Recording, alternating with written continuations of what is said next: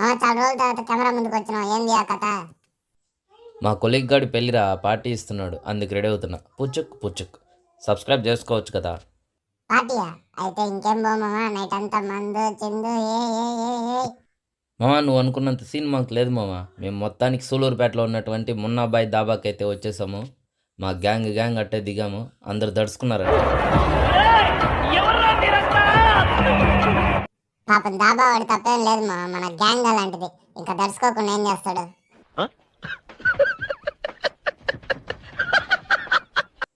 Friends, మీరు కానీ మన ఛానల్ని మొదటిసారి చూస్తుంటే మన ఛానల్ని సబ్స్క్రైబ్ చేయండి, వీడియోని లైక్ చేయండి, మీ ఫ్రెండ్స్కి షేర్ చేయండి.